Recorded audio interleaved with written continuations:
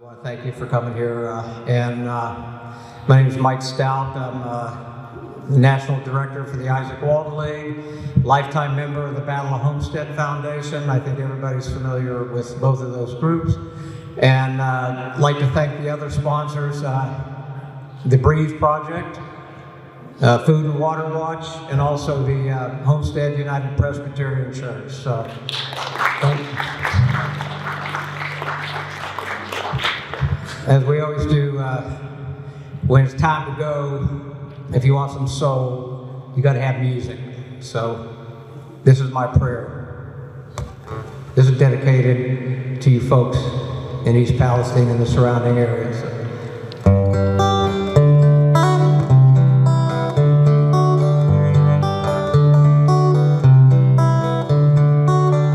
When you fall in the doggy dog, when looking out for number one won't do, when you're broke at the end of your road, the whole world is caving in on you, I think you need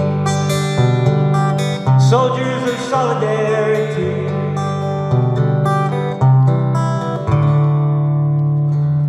When you're trapped under attack, when all the vultures are circling over you, when you're in hot, hit bottom rock, the rays of poverty are jerking on you, I think you need soldiers of solidarity.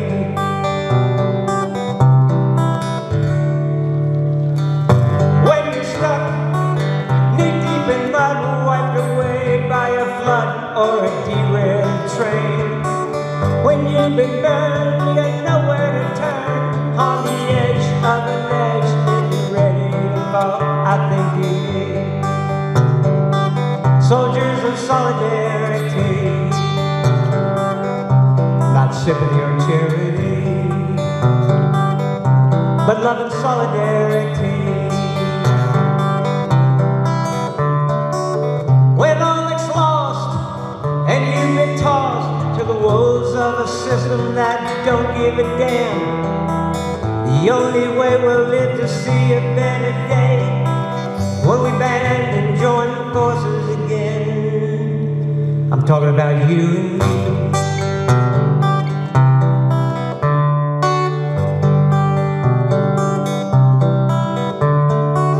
When you're on strike in the middle of a fight, about to crack, your back's against the wall, when you've been burned, you got nowhere to turn, on the edge of a ledge, getting ready to fall, I think you need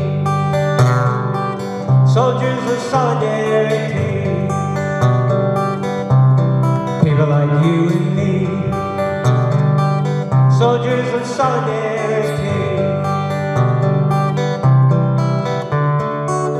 They rule the seas, they're the powers that be, you'll never beat them alone, you see. The only damn thing that's gonna break these chains is when we band back together again. Talking about you and me in solidarity, you and me in solidarity. When we're standing here together, we can make this world much better. When we're standing here together, we can make this world much better. When we're standing here in love and solidarity, with love and solidarity, with love and solidarity, with love and solidarity.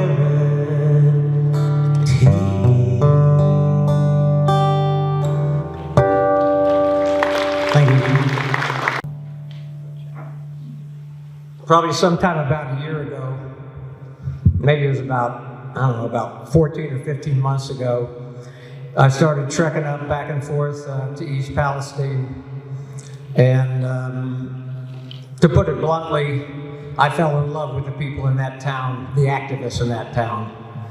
And the reason I fell in love with the activists in that town is because I've never seen people that have been beaten down so bad, that have been screwed so bad, that have been abandoned and betrayed like they have, and yet they still stand up and not only fight for themselves and their family, but fight for their community. Those are my kind of people. And in the process, I met a young man. He claims to be a wise elder, but he's really quite a young man, Mr. George Thompson. George has been a chemist for over 5.5 decades. He has 21 books out. He's been an expert witness in probably, I don't know how many, over 50 cases. And he's the only person that got, let me put it this way, when he saw what happened, he's retired, just like I am.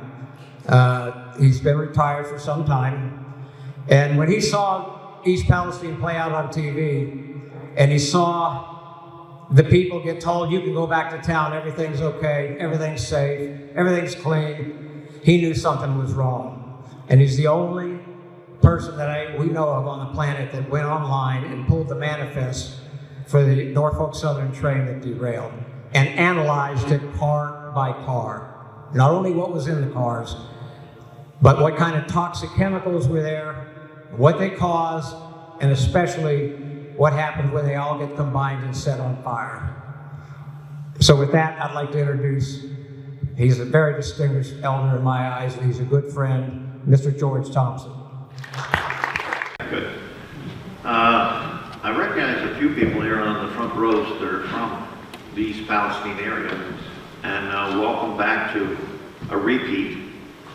I'm very excited for those of you that are from the Pittsburgh area, because as I was saying before this started, when I first heard about this situation in East Palestine, my concern was for Pittsburgh, because I understood the prevailing winds from East Palestine blew southeast, and you're about 40 miles away.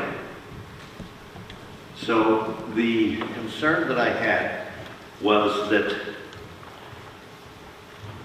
well, I'm getting ahead of myself already. Can I have the first chart, please? Usually I have them up here and I can run them myself. But I want to explain a little bit to you so that you understand what toxicology is.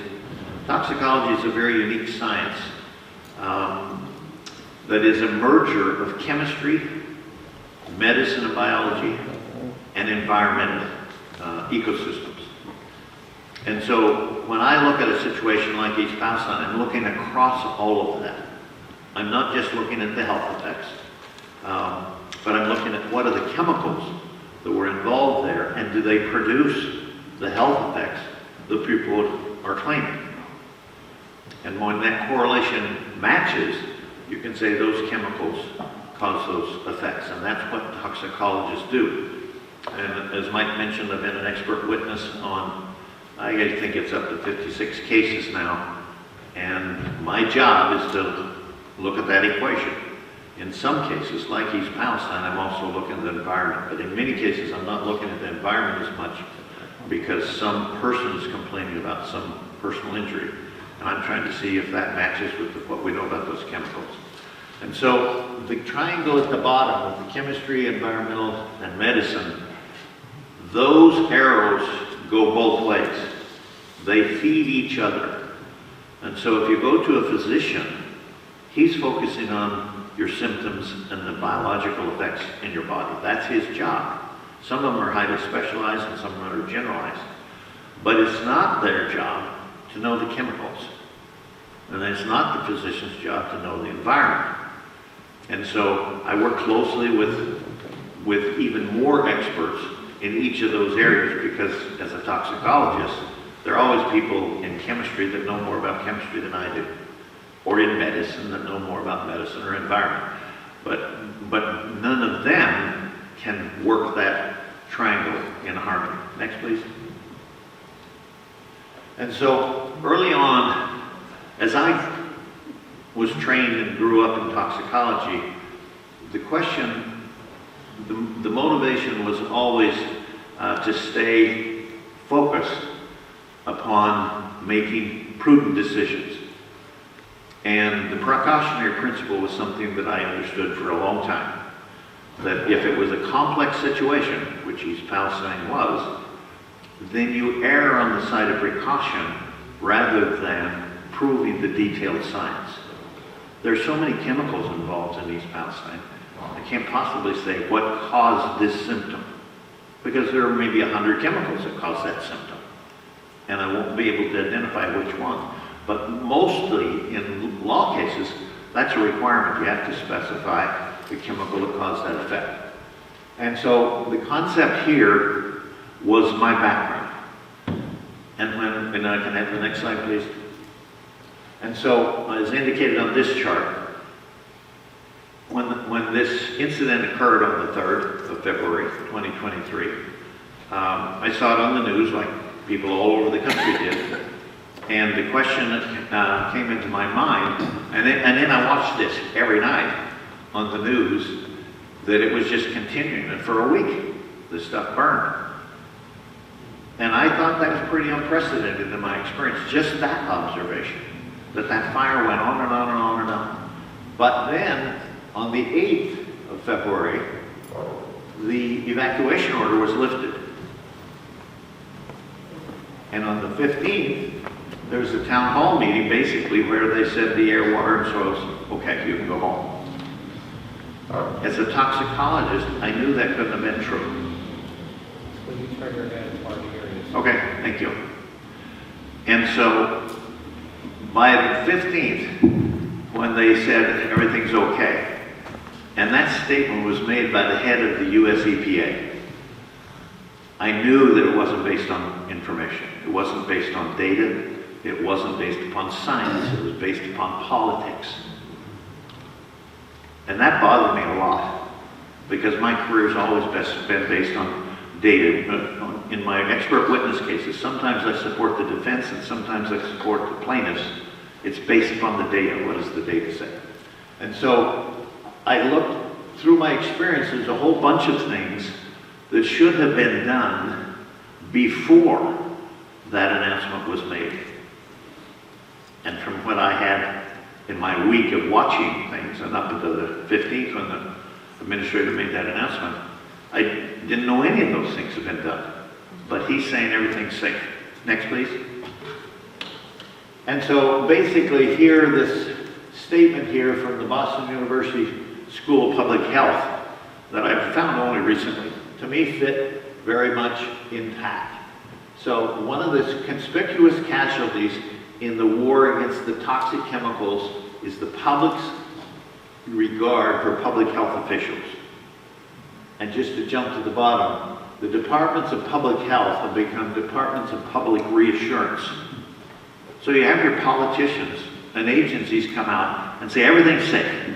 Don't worry, your homes aren't polluted, your environment's not polluted, and it's all supposition, not data.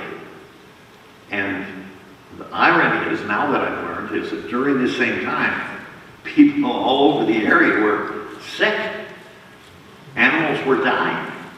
43,000 animals died in the streams that run through the center of East Palestine. Fish, crayfish, frogs, they became sterile. But everything's safe. There's nothing to worry about. And if you aren't familiar with East Palestine, those streams run under houses, under the municipal building. It's very unique. And they were saying that there's no chemicals to worry about in those. Next, please. And so what I did with my suspicion, I went online to Norfolk Southern's website and downloaded their railcar manifest for this train. Their document. And their document included 9 different types of information, some of which may be too small to see. But the key piece of information is over here. They identified the status of each car. They also identified the contents in each car. So I knew whether it was a product or if it was a chemical, and what was the status in this preliminary manifest. And I knew it was preliminary because there were some things that were left blank. but I didn't know how accurate the information was, and I wasn't sure how to interpret some of the things.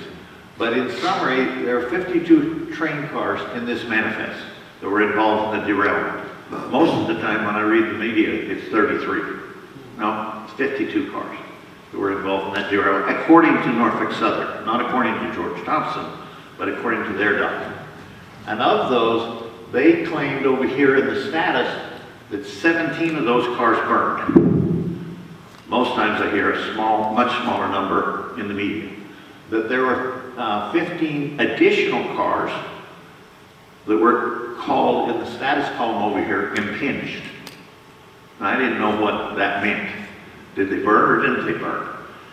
Does it mean that they were contaminated with smoke from the burning cars? I didn't know. And I researched it to see if I could find out a scientific definition of impinged, and I couldn't that applied to this situation. And so I said, well, I'll just leave it. I'll talk about burned cars and I'll talk about impinged cars, and we'll see where it goes. But today, I went to Ground Zero for the first time today, and was talking to the family that lives probably the closest house, one of the closest houses to it. And she was telling me that her and her husband on the 3rd of February, when they heard the derailment, they started watching the fire from their house. And they stayed up and watched it till midnight. And the train cars were burning all the way from their house clear to the end of the train. There wasn't a mix of burned and impinged and unburned and the way that the manifest said. She said there was just a constant stream of fire, and she showed me her picture of it. It looked like a red lace down that railroad track. And so the point here is that I started with Norfolk Southern's information. Next slide, please. And the first thing that I did, and I see this is getting really too small, but I'll try and make sense of this, is that the first thing I did is look at the rail car contents. What was in the rail cars according to that manifest? Now on this chart, all of this information on this side comes from Norfolk Southern. As a toxicologist, I went into the literature and filled in what's the acute and chronic and environmental hazards from that product or chemical. And that was to evaluate what was the danger of the train itself. And I'll just point out a couple of things. These two, if you can or can't see them, over here they were inert plastic pellets. There's no danger from on those cars, just inert. If I can see it here, and I can't see it very well myself, I think that says semolina flour. When I got to that one, I didn't know what semolina was. I looked it up, and it turns out it's pizza flour. Some special brand of flour used to make pizza. And on the toxicology of semolina, over here, there is a chronic health effect from the flour. Because it's dust. If you spend your career making pizza and inhale enough of that dust, you can develop an allergy to it. And that's the only health effect from semolina. Now, I point these out because I'm going to show you an example later using those same chemicals. Next chart. I won't say a lot about this. Same kind of thing. There were 24 different types of materials, chemicals or products, on the train and in these 52 derailed cars. And the difference in number is that there were multiple numbers of some of these products, multiple cars of some of these products. But I want to come down here and point out that the last one here are frozen vegetables. Whole carload of frozen vegetables. And as a toxicologist with all these years' experience, I said, that's no hazard. I eat them all the time. And so I put over here to be determined, because I hadn't researched the toxicology of them, and I'm sure that as a toxicologist I could find some things that are wrong with things like broccoli and those frozen vegetables that I don't like much. But at this stage, all I documented were the cars that were in and what the rail company said about that particular cars. Next chart, please. The other element that I looked at in toxicology, question is exposures and exposure pathways. In this case, we knew that those fires burned for the better part of a week. So that stuff's going into the air. I could see it every night on TV, and so could you. So I knew that that was one exposure. So back here, starting on the 3rd, but that went for a week. On the 6th is when they decided to drain and ignite the vinyl chloride. And you couldn't see the details, but there were 5 cars of vinyl chloride, about 200,000 pounds in each of those rail cars. So there's 1 million pounds of that one chemical. And vinyl chloride was a concern for 2 reasons to the people on the front lines, including Norfolk Southern. One is it's flammable. 2 is it's carcinogenic. It causes cancer and is known to cause cancer. Their concern with it was that one of the cars was increasing in temperature, and they were afraid it was going to explode and blow shrapnel over a mile radius around the car. And so what they decided was to drain the vinyl chloride. There are ditches running alongside the railroads, and they were going to drain in these ditches and burn them. Nobody asked what happens when you burn vinyl chloride. But that was the way to keep it from exploding. As it turns out, the temperature was not rising in that one car, it was low, it was decreasing. And the NTSB, one of their conclusions when they came and evaluated the situation in East Palestine is that it didn't need to happen. They didn't need to ignite it and cause that massive fire that went on and polluted many states, as you'll see.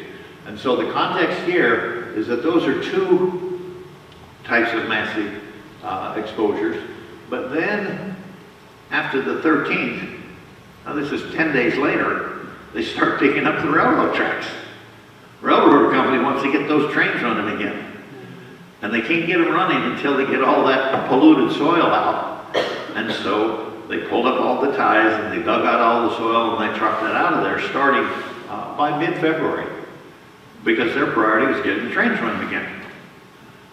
Again, by this time, they didn't know anything about the toxicology or the hazards of these chemicals. And the people that they sent to work there were told that there's no concerns, you don't have to wear protective equipment. And I've talked to an individual from Virginia that was contracted to come in and help clean that up, who's died.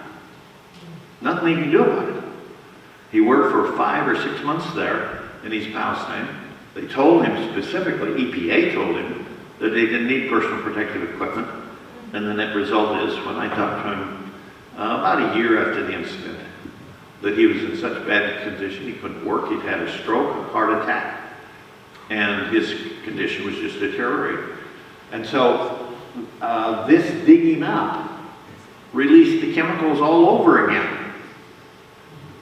And then in 2024, they decided to clean up the streams. These streams that run right through the center of some of the homes and businesses in downtown East Palestine. And the way they were going to clean it up is they were going to blast air into it with such force that it would drive the chemicals out of the soil and particularly out of the residue in the bottom of the streams, the sediment. And so if that worked, where would the chemicals go? Back in the air, under people's homes, in town, and the wind's just going to pick them up and carry them maybe to Pittsburgh. And so here was a whole series, and they're frankly still doing this work, digging up soil and storing up the streams. And every time they do that, they're releasing those very hazardous chemicals all over again. So I lost track. I picked 4 exposure events, but they're probably 20 or 30. Because I don't hear about everyone they're working on. And so the context here is that people weren't just exposed on the 3rd of February. They've been exposed pretty much for the last 2 years. And some of the homes that we've been in and tested, independent testing, have verified that their soil on their property, the air in their homes have hazardous chemicals in it. In September, this past fall, I tested 3 houses myself for a physician in Texas that wanted to get some independent analyses, additional independent analyses. And this week I did 3 more. I just came from this afternoon, and for the first time, I experienced the symptoms that I've heard about for 2 years. I was standing outside of this house that's at ground zero, and she was explaining to me all the pollution in her backyard. She won't even let her kids go down and play in the grass. And about 15 minutes later, I had to grab a hold of my car because I had a dizzy spell. And that's one of the primary symptoms that people complain about. I don't have dizzy spells, but I had one this afternoon, and it was unquestionable. So the point here is that there are multiple releases. Now, the tendency is that you people from Pittsburgh are sitting there talking about the poor people in East Palestine. But those chemicals didn't stay in East Palestine, and you'll see that in a little bit. So when I'm talking about multiple exposures here, those are multiple chemical releases where the predominant wind direction is southeast. And part of the verification is that some of the people living in Darlington, Pennsylvania, were as affected as anybody living in East Palestine, because they happen to be in the wind direction where that blowing. Okay, next slide, please. So I'm just going to show some of these. This is very similar to the picture that I saw today from this woman at the ground zero, except that in her picture, this flame went all the way down the railroad track to the last car. Every car was on fire in her picture.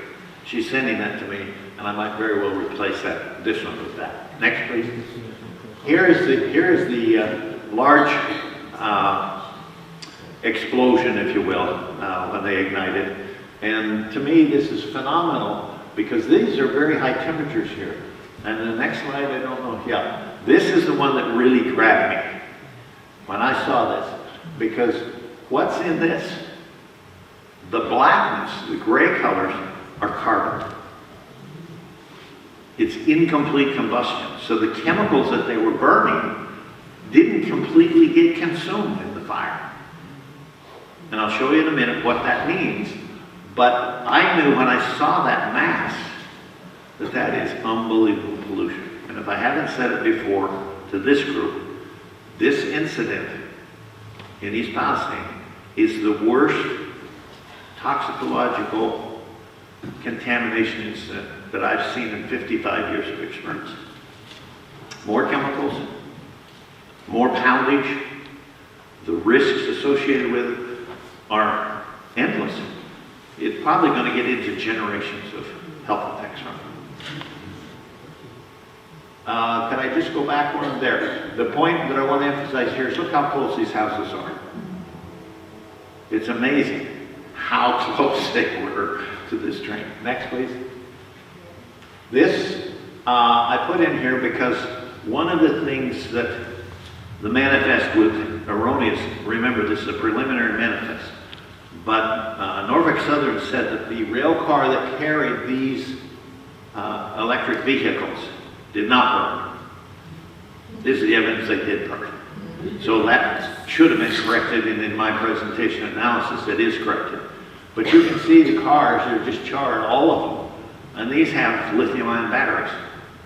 Coincidentally, at the early stages of this, I was asked to reevaluate the hazards of lithium-ion battery fires.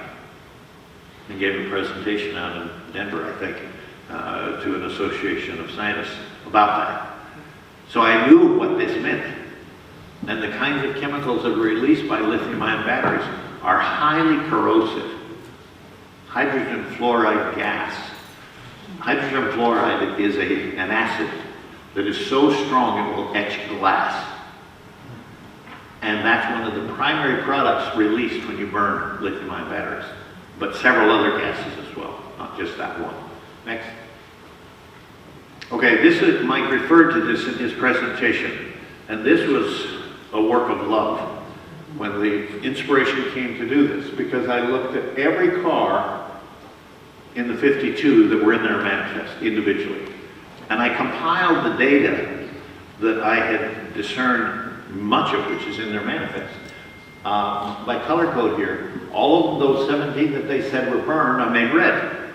And all those that they said were impinged, even though I didn't know exactly what that meant, I made the golden color. And then, let's see, what have I got here? These purplish ones over here were all malt liquor, and those were not labeled on the manifest. I've since seen pictures to know that all 9 of those cars burned. And so I had to add those products to the ones that I knew came from the fire. And then there were some where there were no comments about the fire status, but others where there were comments but nothing about fire. Well, when I talked to the lady today at Ground Zero, I have a question whether this is really accurate. It was preliminary. I got it shortly after the event, so I don't presume that Norfolk Southern had had time by the time I got this to analyze and correct it, etc. But when I went back to see a month later, the middle of March, I went back to get their updated manifest. There's no manifest on Norfolk Southern's website. They removed the one that I had found and hadn't replaced it with a more accurate one.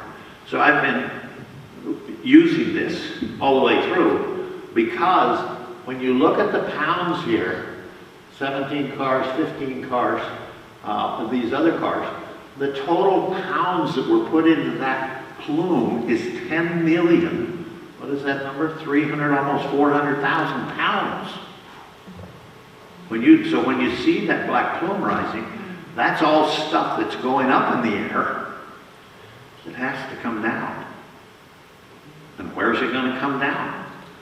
Well, my initial concern was Pittsburgh. You're 40 miles away and you're downwind. Now, do I have data for that? No. Nobody that I know of has tested Pittsburgh. It's not even talked about. So I'm really grateful for the opportunity to talk to you folks.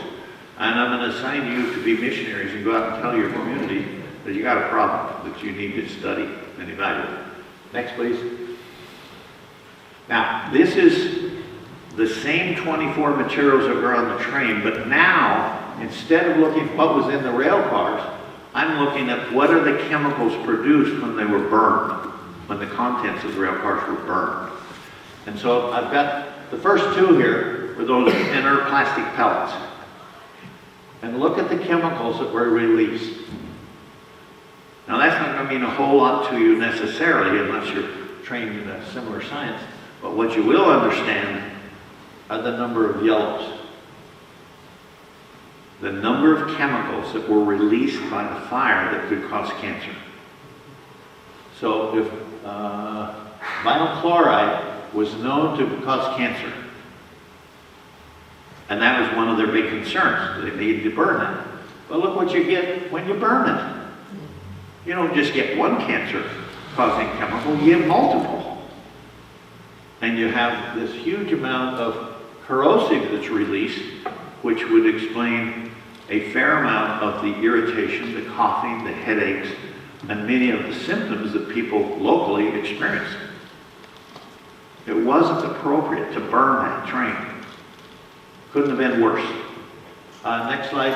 I have 4 pages of this, and I won't go into all of them. Here's semolina, the flour that produced the allergy in pizza makers. But look what you get here. Now, what you can't see probably are all the things I didn't highlight. But you're talking about chemicals that influence the heart and vein system, the brain, the kidneys, essentially every organ system in the body is over here to this part. I highlighted the chemicals, or the carcinogens, because that really bothers people to know that.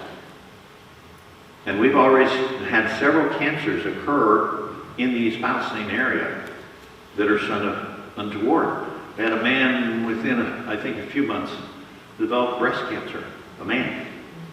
Now that happens, but pretty rare. And we had one within a few months after. And I think, as I remember, Didn't he have double mastectomy? Yeah. So he ended up with the other breast later. And so these are not emotional statements, even though I know they are. They are scientific facts. Remember, the facts over on this side come from the toxicology and medical literature, not my opinion. Okay, next slide. Let's go on down, skip this one, but just notice the number of carcinogens that I've highlighted. Keep going. Okay, I want to look at frozen vegetables. And this doesn't show completely because it goes beyond the chart down here a little bit. But these are the chemicals produced when you burn frozen vegetables. So ladies, be careful when you're cooking them in your house. The same thing happens. You release those chemicals. And it doesn't show all the way down, but these are the same kind of chemicals that are released by the plastics because they have the chemical molecules in them that produce these, what I call forever chemicals. And you'll notice that soot and ash, maybe you didn't notice it before, but soot and ash are on here. Everybody's familiar with that. That's what you saw in the plume. But what people don't realize is that those both by themselves cause cancer.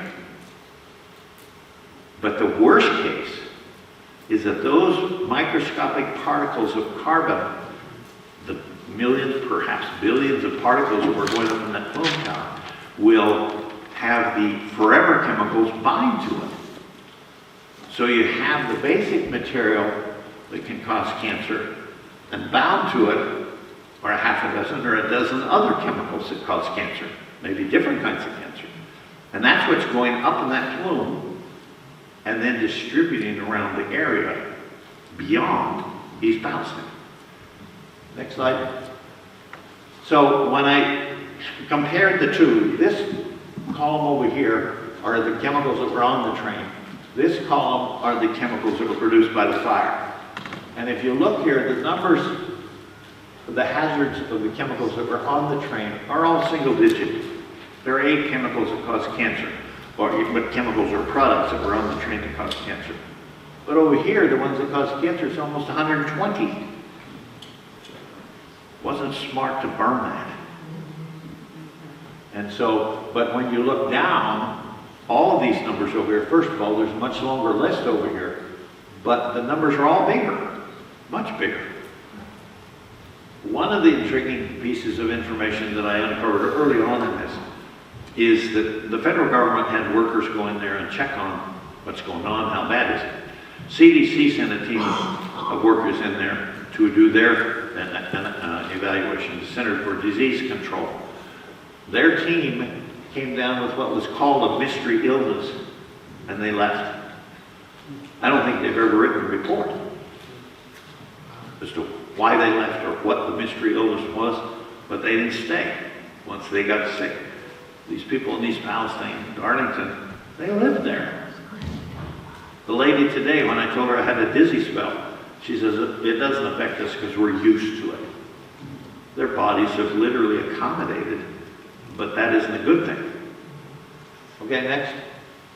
Okay, this just illustrates how the stream literally runs through town. There are 2 streams there, and as you can see here, maybe this is a house, and that stream is running right under the house. And there are times when the stream is high, water elevation, it goes into the basements of those homes. Other homes, it's very close, it would go behind it. But this one I put in here specifically because it literally is under the house.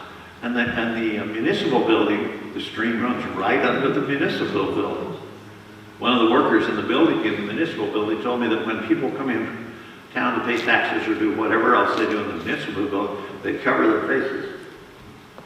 The workers couldn't do that. They were in that municipal building all day long. Next. Now, this is my emphasis of the uniqueness and why this is an apocalypse.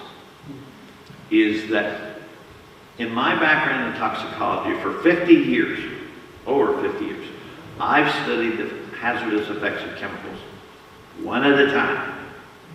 When I was doing anti-cancer work, I wanted to know what's the toxicology of that one chemical. When I was doing marijuana research, what's the effect of that one chemical that's extracted from marijuana? And all my career, it's been one chemical. But I did work in some companies, like a fragrance or flavor company, where they have mixtures. You women maybe like, some of you like to wear perfumes. Maybe your husbands like you to wear perfumes. That's a combination of about 400 chemicals. Well, in my career, I worked in that company for 8 years, looking at mixture health effects. But in that stage of my career, which was about 15 to 20 years into my career, they didn't have technology to do that. So I had to look one at a time and add up the ones that were the biggest concerns to determine whether that product was safe or not. It was a large part of guessing. Well, I look back now and say the good Lord was training me to look at the mixture problem in East Palestine. There are no standards for looking at mixtures. No health standards exist anywhere. All of the health standards are for individual chemicals. State, federal, anywhere you want to look, international. And so the concern that I realize as a toxicologist is that if I'm breathing the contamination released from that rail car fire, and I don't care if I'm in East Palestine or Pittsburgh or Washington, D.C., if I'm breathing air from that plume, I'm not breathing one chemical. I'm breathing hundreds of chemicals. I've identified probably 200 to 300 chemicals produced by the fires. Those are all released simultaneously. What I don't know from the chemical side is I've listed here a whole bunch of chemicals, but what happens when they interact with each other? These I've identified coming from some of the chemicals and products on the train.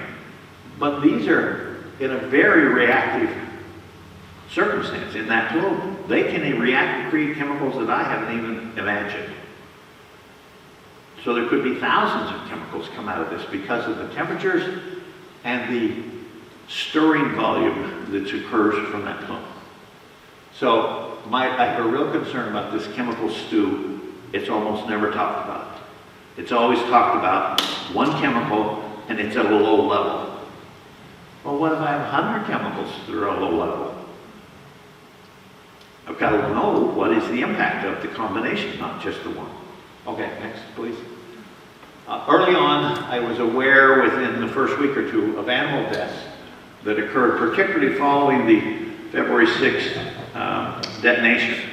And one of the first ones I learned about were dead chickens. This woman had checked on her chickens the night before she went to bed. I think she had 5, as I remember. And she came out and checked on them the next morning. Not one of them was alive. How'd that happen?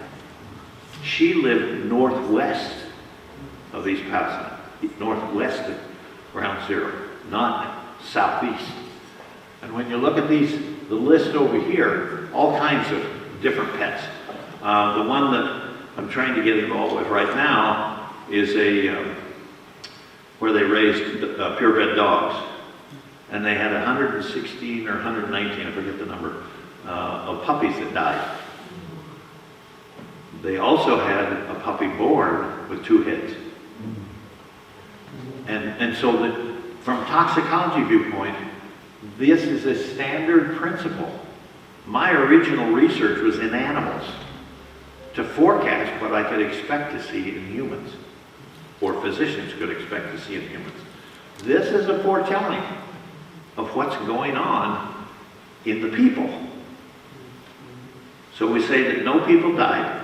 They didn't, that I know of at the time. But there sure were a lot of animals. Next, please. So I'm going to go through some of these fairly quickly because I just want to show here that one of the primary concerns was irritation and corrosion of skin, eye, nose, throat, and lungs. Many people complain of that. These are the chemicals that I've identified from the fire that cause that series of symptoms. It's not just one. Next, please. Same thing here. I've identified 20 different types of cancer that the chemicals that burn can produce. And the primary thing here is that look at the nose and nasopharynx and lung, which you're going to have when you're breathing these chemicals in. Those tissues are going to be exposed, but look at the number of chemicals that can cause that type of cancer. And what I'll emphasize to you is notice those that have an S on the end. Aldehydes, benzene substitutes, etc. Any that have an S on the end is not one chemical. That's a class of chemicals. It could be 10 or 20 chemicals that could be produced by the fire. I consider it one chemical in my talent, but it could be many. And so this is the cancer concern. Next. Two underappreciated risks. Cancer-promoting chemicals and hormone disruptors. Cancer-promoting are chemicals that they know from their research do not cause cancer, but they promote other chemicals to produce more and more severe cancers. So they promote cancer, they don't cause it. And there were several chemicals that are released by the fires in that category. The others over here are hormone disruptors. And the hormone disruptors, again, I think all of these, I can't see clearly, I think all of these have an S following them. And the number in parentheses is the number of chemicals in that category. So you've got 17 different chemicals that can disrupt hormones. We've heard of all kinds of hormone problems in kids in the local area. Now, if I lived in Pittsburgh and my 8-year-old had a hormone problem, would I attribute it to the chemicals released in East Palestine? Probably not. But it may very well be. And so these kinds of fertility, infertility, early births, infant challenges of newborns are closely related to some of these kinds of hormone disruptions. Next, please. And so here are what I class broadly as neurological effects. And look at the list. It's a long list here of things that fall under the generic category of neurology. That's related to brain and nerves. But look at the number of chemicals and chemical classes that cause those effects. It's no wonder people were experiencing them in a relatively high incidence. Next. All right. Dioxins is one of the most toxic chemicals known, was released by several of the materials in the fire, including the plastic pellets, including the semolina, and many of the other products, released dioxins. EPA came out and told people that don't worry about it being on your soil or in your gardens because it isn't taken up by plants. Well, here's the data. This is a family in East Palestine that had garlic before the incident. And my friend Scott Smith took samples after and analyzed them for dioxins. And you can see for yourselves the change in the numbers before and after. I'd say garlic took dioxins up from the soil. EPA has come out almost every spring and told people, go ahead and plant your gardens. If I lived there, I wouldn't plant a garden. I talked to a family today who brought in truckloads of soil from outside the area to have above ground gardens. They don't use the soil that's native there, even though it may be rich soil, but it's richer now after that incident. I want to emphasize, I'm sorry, go back just a minute. I want to emphasize a couple things here. These are the cancers that dioxins can produce. I forget now, it looks like there's 7 different kinds of cancer, not just one. And I look for acceptable exposure limits. The only one I could find was the Food and Drug Administration. They said 50 parts per trillion in fish and shellfish. I've since found, just recently, in the last few days, found a number for the EPA that's about 6 decimal points out that they would say you shouldn't have in your soil. or water. And so the dioxins are really potent, and these are part of the forever chemicals. The lifespan, if you get dioxins in your body, they say that they'll stay there for 7 to 11 years. In your soil, they'll stay 100 years. Next, please. Now, this is from Ashley McCollum. Early on, she gave me her list. I reorganized it by symptoms, 95 symptoms that she had accumulated from people in the area that had, and I reorganized it by organ systems in the body. The key thing here, though, is I've said it once before in tonight's comments, there are no health standards for mixtures. None. So nobody really knows how to do that.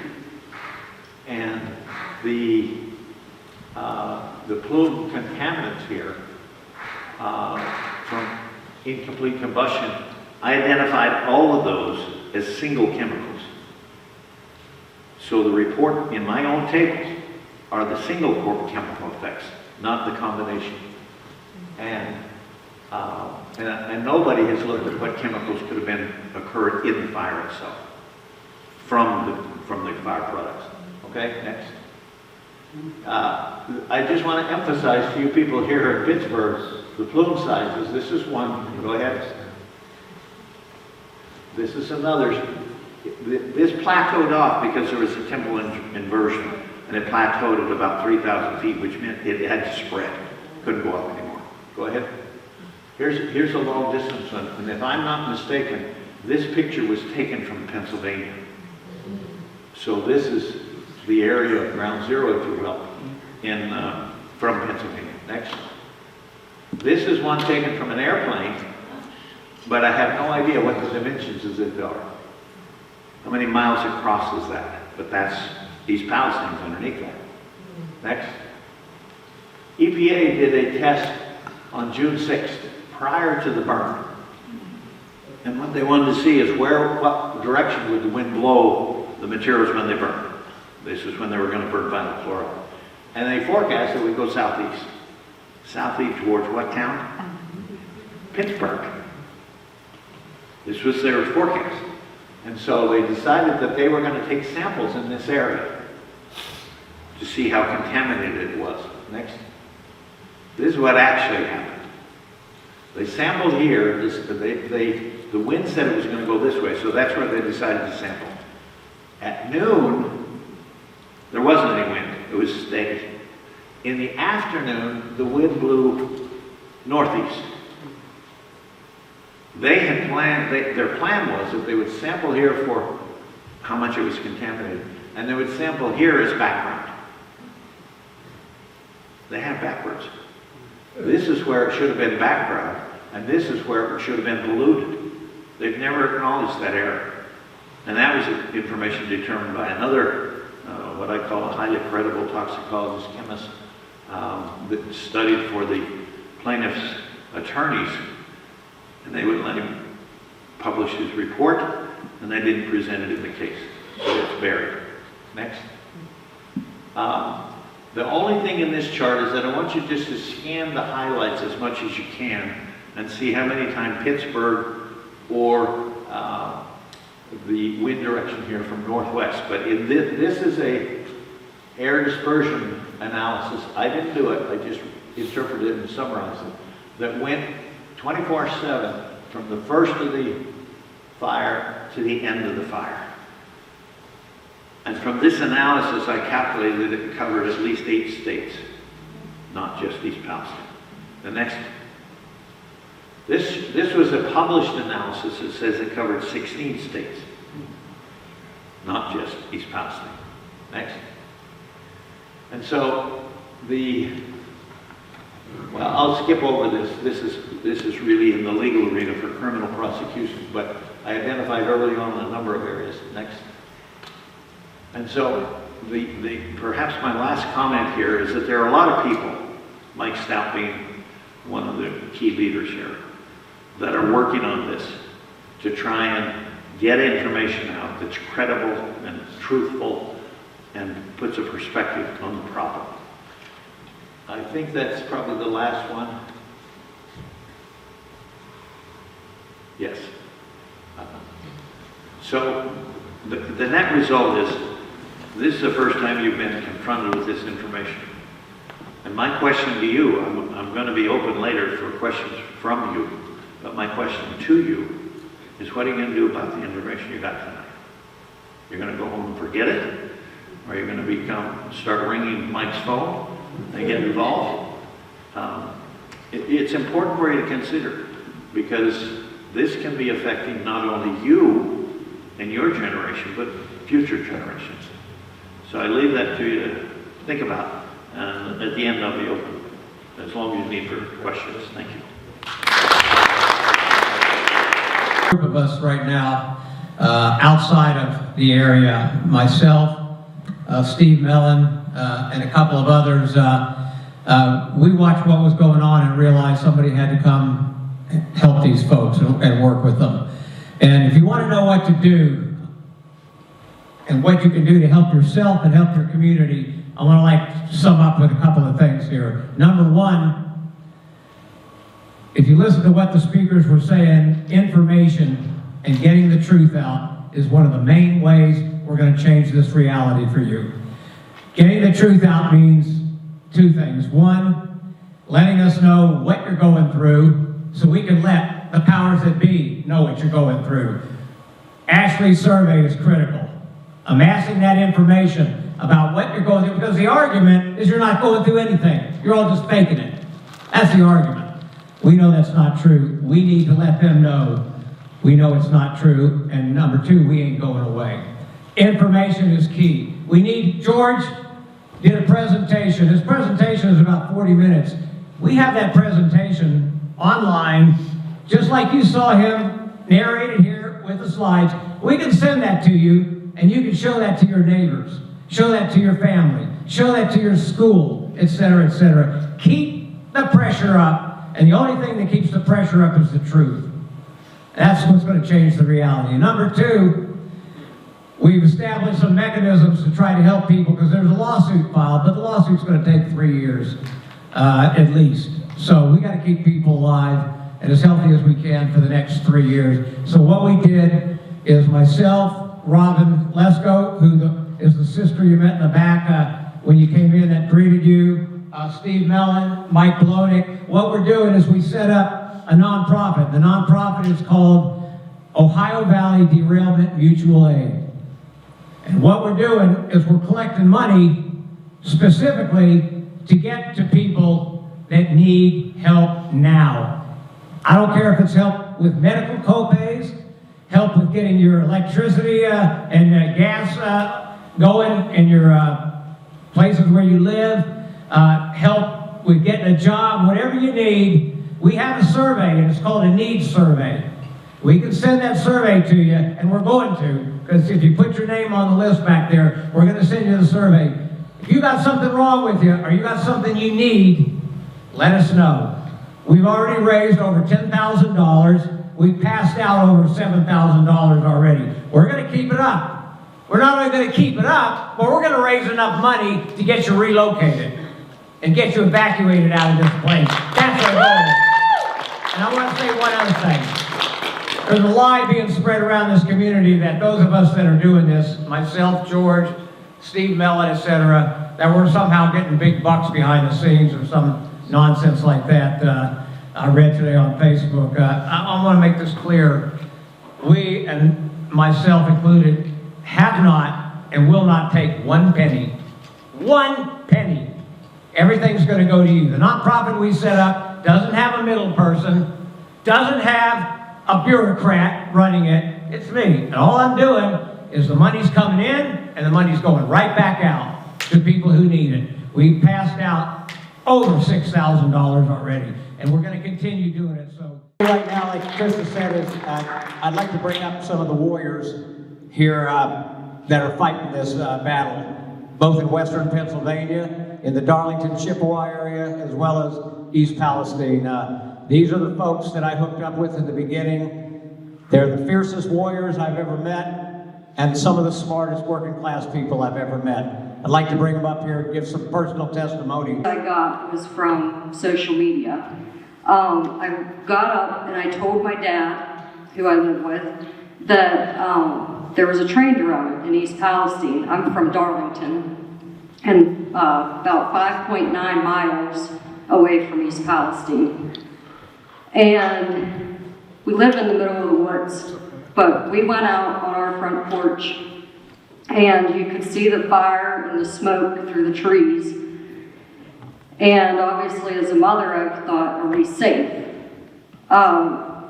That night, it looked like the sun was setting, but it was after 9 o'clock at night. My son was afraid to go back to bed. He was afraid that another train would derail or that the fire could get to us. Later that night, at about midnight, I learned off of Facebook that the firefighters were being pulled from the incident. And as a former firefighter myself, I figured, well, that's not good, because you only get pulled from a scene if there's a danger to your life as well. Over the weekend, from what I could see online, it looked like the fires had gone out for the most part. But come Sunday night, the incident happened on Friday. On Sunday night, I started to hear that people were being evacuated.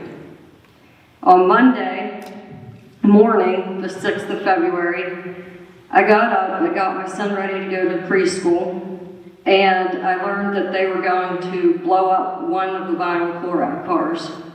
I'd never heard of vinyl chloride before, so I didn't really even know what it was. Told my dad what was happening, and he said, well, that's a really toxic chemical. We looked online to see if there was any news about our area, and I learned that roads were being closed from the Pennsylvania border to East Palestine. I debated on sending my son to school, and then we got a notification from the school district that they were evacuating the morning students to go back home. And so that made my decision of whether I was going to send my son to school. But since we got that notification, I started wondering if we were safe again. And I ran all over my house like a chicken with my head cut off in a panic, packing up what I needed to take with me if we were going to be evacuated, trying to find out where I could go. There were no hotel rooms left at that point. There was friends and family I couldn't get a hold of. And so about 1 o'clock in the afternoon, I think it was when they were supposed to originally blow up 5 vinyl chloride cars instead of just 1. And I said to my dad, well, I guess we're just going to sit here and wait and see if we die. We didn't get any evacuation order where I live. We only got a voicemail from the 911 dispatch that said that they were evacuating people in 1 mile area. About an hour after the vent and burn happened, I started getting sick. Initially, I thought that I was just getting the flu.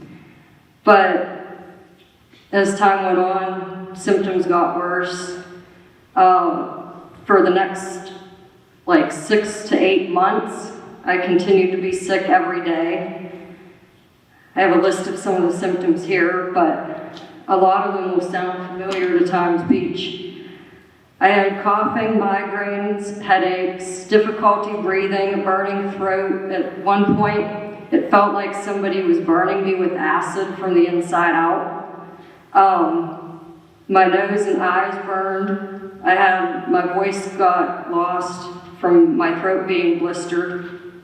I had itchy eyes. My scalp and skin were itchy. I was tired, had body aches, nausea, vomiting, diarrhea, both at the same time sometimes. I was continuously thirsty. I had a lack of appetite, brain fog, dizziness, smelled strange smells that smelled like a swimming pool. a sweet bleach smell or burning rubber. I had this strange metallic taste in my mouth all the time. Congestion, runny nose, pressure in my ears. I had shorter and missed menstrual cycles. Tingling in my legs and feet.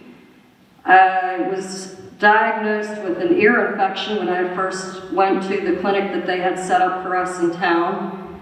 Then I went to urgent care, and they diagnosed me with an upper respiratory infection. And then I was sent to my doctor, and they diagnosed me with exposure to toxins. A lot of people in East Palestine weren't able to get that diagnosis. And on February 14th of 2023, I started hearing about dead fish and frogs in the creeks. And so I decided to go to the creek and find out for myself because I didn't believe everything that I would read online. And saw those dead fish and frogs. I think there was eventually the number was 43,000. And I also saw aerators, which are things that they use to pull the water up from the creek and then blow it out to expose it to the air in hopes of cleaning it. As time went on, I continued to go to the creeks because I knew something wasn't right. You could see a rainbow sheen. It looked like an oil spill in the creek, and it went from the derailment site to about, I'd say like 3 miles down to Negley, which was south of East Palestine. And that would go all through town up in East Palestine. But the EPA was telling us that everything was fine. And that this, like from the start, they told us it's just anxiety that our symptoms were from, but we all knew it wasn't. In October of 2023, November of 2023, I started doing testing in the creeks with a group from down here, Three Rivers Waterkeeper, and a lot of these chemicals that we found in the creek were above the ecological screening levels, meaning that they're probably the reason why the fish were dead. But we were also exposed to these chemicals. And then there were ones that we also found in the creek that had no screening levels by the EPA standards. I've been to the creeks in East Palestine over the last 2 years, about 35 times that I've recorded video for. My symptoms that I've continued to have are coughing, migraines, headaches, sensitive to smells like the laundry soap aisle. I can't stand that out. Itchy ears and scalp, tiredness. I've got tremors now. That I attribute to being in the creeks. I've lost 20 pounds in about a month and a half. Brain fog, loss of thoughts after about a year from the derailment. I started to have other menstrual issues where I had that for about 8 months every day except for 4 days of each month. I've had pneumonia, and they've diagnosed me with anxiety, depression, PTSD, and I have to have my gallbladder removed. Over the course of 2 years, many of us have contacted a lot of our government officials. Some of these names you might recognize. Representative Krista Luzio, Representative Josh Kale, Jim Marshall, Senators Bob Casey and Elder Vogel, John Fetterman, Senator and now Vice President J.D. Vance, Governor Shapiro, Governor Mike DeWine, President Biden, President Trump, the East Palestine Mayor, the U.S. EPA, the Ohio EPA, the PA Department of Environmental Protection, the CDC, the Department of Health, FEMA, many people that work in the White House, other representatives and senators from other states, so the government is very well aware of what's happened here, and they've done nothing to help us. Not one bottle of water. And not even a bottle of water, except from when Trump was not president, he brought us water. It took Joe Biden over a year to come to East Palestine, and he didn't even meet with most of the residents. He met with a select few, like the mayor. J.D. Vance just came here in February, and again, he met with the same people. He's very, very aware of our story. He's talked to us almost weekly, and yet nothing has been done. I think that one thing that I wanted to say was that I don't spend much time in the creeks now because of how sick I got, but a lot of us have felt like we've been forgotten about, and many of us have been let down by our government and by a lot of our own family and neighbors and friends.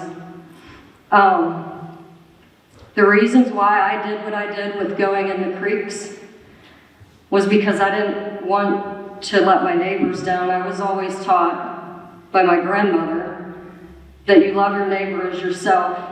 And I didn't know any of the people in East Palestine, and not many of the people where I lived either before this happened, but I had full intentions on loving my neighbor because that's what we were supposed to do. And to take care of the environment because that's what we were put here to do. And I think that's all I have. Thank you. Thank you, Tiffany. I'd like to bring up another resident from Western Pennsylvania. Carly?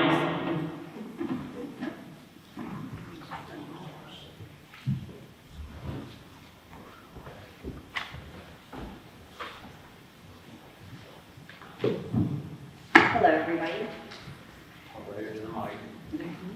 My name is Carly Tuno. I'm a lifetime resident of Beaver County, 2007 graduate from Blackhawk High School, a part-time server at a local restaurant, a mother of 3 boys, and my newest role, community activist. Public speaking does not come easy for me, but telling my story helps spread awareness and educate others, then I feel I must. If we are not willing to fight for our communities, towns, region, and River Valley, why would anybody else? So thank you, Mike Stout, for pushing me to speak here this evening. And everyone else who had a hand in this event. For the past 2+ years, I, along with others, have spent countless hours reading, analyzing, learning, educating others, writing politicians, calling agencies, attending meetings, telling my story, and I don't feel anything has yet to come up this situation that makes a difference. Our concerns and questions still have not been addressed. We have been gaslit and deflected at every angle. Doctors refuse to address it, only treat the symptoms. State reps install carbon filtration systems in their own homes and give you the line, "I drink the same water as you," when you meet with them. It's not my job to educate the public on the dangers, just evaluate the risks, says the EPA, knowing damn well an uneducated public won't understand the intentionally skewed way of interpreting the results. Only using legacy contamination as a reason not to give us accurate data on what this impact and derailment have and will continue to have is a poor excuse of protection. Although legacy contaminants may have been present prior, my hair was also. Non-scarring alopecia was my diagnosis. It should grow back, they said, after tests of my hormones, blood panels, and a scalp biopsy. All tests came back within normal range. The truth is, and they refuse to admit it, I, along with everyone else, was dosed with more toxins than my system could handle. I vomited for days after the vent and burn. My vial I vomited had an oil sheen to it. We inhaled that stuff for days, and nobody realizes the dangers of dioxin, especially TCDD, because it has been covered up by industry and government for decades. Doctors can blame stress, but stress is nothing new to those of us who work for a living to get by. Not to mention, I am a mother of one plus a set of twins. Stress I can handle. What I can't handle, and I will not handle, is watching members of my community struggle to get by while falling ill and caring for sick kids and parents, all the while being lied to and giving a false sense of security. I recently discovered about committees locally that deal with and prepare for situations such as what happened in East Palestine. I was quite shocked, to say the least. My request for public information under the Emergency Planning and Community Right to Know Act was met with such hostility and more red tape. But I, along with others, will persevere and continue to fight for answers and justice for our community. The roots I have personally in my community are deep and cannot be shaken. Just leave the area, I've been told. Packing up and leaving is not an option when everyone you know and love lives in your community. I am proud to say I'm union bred, union fed, and union wed. I have it instilled in me that when we fight together for better conditions, we have a better chance of getting results. I will continue to educate anyone who will listen on my lessons learned, preach unity to get things done, and encourage people to take interest in local politics and, more importantly, local journalism. Thank you, Steve Mellon, because that's how our democracy works. And I would like to give special thanks to George and Marilyn for being here and coming here again and help educating members of my community. Thank you all.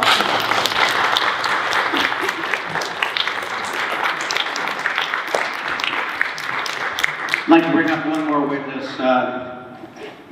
Ashley was one of the first, I think about the third person I met in East Palestine. And this young woman has done meticulous research and dug up more evidence on the EPA and the shenanigans they play in Norfolk Southern than the entire government put together. Ashley McCullough.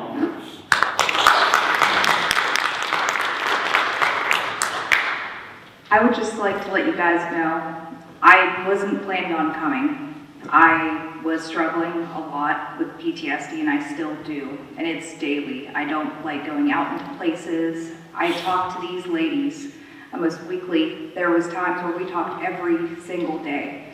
My whole life, from the time I woke up in the morning at 8 o'clock until I went to bed sometimes at 10 o'clock, was research, reading documents, looking over things, finding out why my son has acne from being in town when he's 7 years old, finding out why my cycles are consistently lasting a lot more than they should. But I evacuated February 3rd.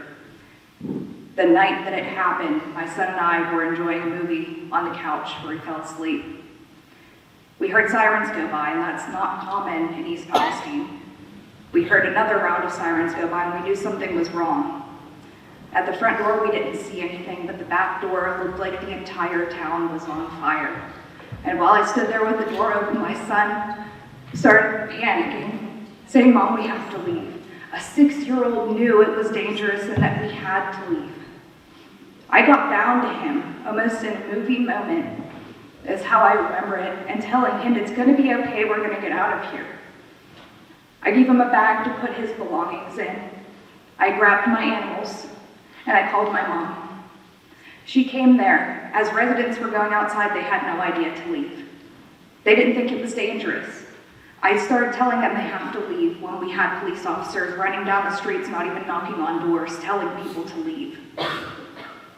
That night, I didn't sleep. I stayed up all night long watching to see if my house was still gonna be there. I stayed up listening to my son crying in his sleep.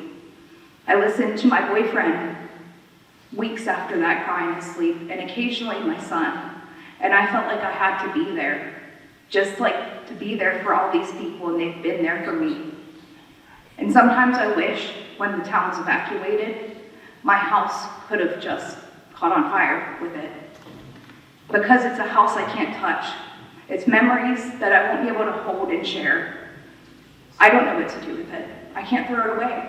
I was relocated in a hotel for over a year. Then we relocated to a camper that turned into another camper. The last time my son was in the house since the derailment was on his birthday. He wanted to see his lizard, and just how you all saw that mask that Christina's son was wearing, I didn't want him to touch anything. We made everything still in the house, He went to his room and held his lizard for the last time. That was the last time that lizard was alive. It died in the house. It stopped eating and stopped moving, and I watched it happen on a security camera I had set up for him. Our animals vomited after the controlled explosion, which I only went 3 miles away from East Palestine into Pennsylvania where my mom lives. She still doesn't know if her water's okay to drink in her well. She's experiencing symptoms like them. If it wasn't for all these people talking and communicating, I would have not been able to make the list and tell people what's really going on. I want you guys to understand this could happen again, it could happen here, this could be going on right now with you guys. And community is what I have. I thank everything for these ladies and these people that have helped me and still continue to help. And I just want to thank you all for coming and being here for us and hearing our stories too. Thank you for being here to help our community, to help East Palestine and our surrounding communities. You know how this has affected me personally.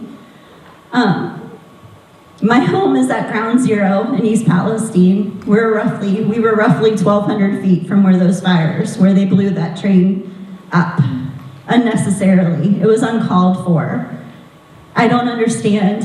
I still don't understand. Here we are over 2 years later. We're still fighting for truth and accountability and transparency from our own government and from the EPA. We know for a fact that what they tell us. How are we supposed to trust them? How are we supposed to trust them?